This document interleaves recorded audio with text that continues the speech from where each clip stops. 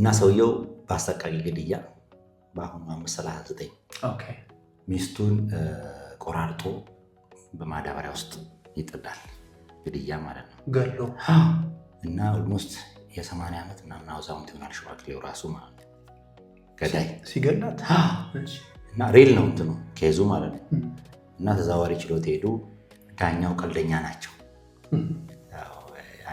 በተፈጥሮ ቀልድ ሰዎችና ቀልደኛ ናቸው። እና ሁሉ የአቃቢ ሕግ ክስ ተሰማ፣ መከራከያ ተባለ፣ ሁሉ ነገር ቀረበ ለውሳኔ። መዝገቡ ለፍርድ ሲቀርብ ጥፋተኛነት ውሳኔ ይሰጣል በሰውየው ላይ ማለት ነው። በ539 በራሱ ጥፋተኝነት ሲሰጥ መጀመሪያ እንግዲህ አቃቢ ሕግ ነው የቅጣት ማክበጃ የሚያቀርበው ስነስርዓቱ መሰረት ማለት ነው። ከዛ ተከሳሹም ማቅለያ ያቀርባል።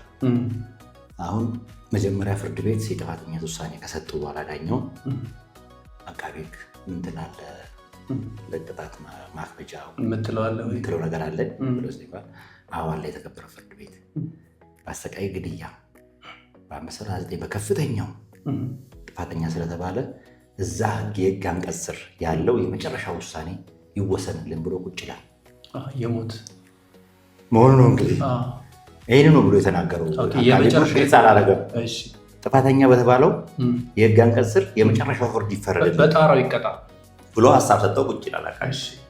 ከዛ ዳኛውን ይላሉ ተከሳሽ አቃቢ ሕግ ይሞትልን እያሉ ነው፣ እርሶ ምን ይላሉ? ከዛ የት ነው የሚያቀኝ እሱ ሽማግሌው ማለት ነው አቃቢ ሕጉ ማለት ነው።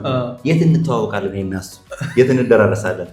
ይሁን ይበል ችግር የለውም እኔ ራሱ አንድ ሐሙስ ነው የቀረኝ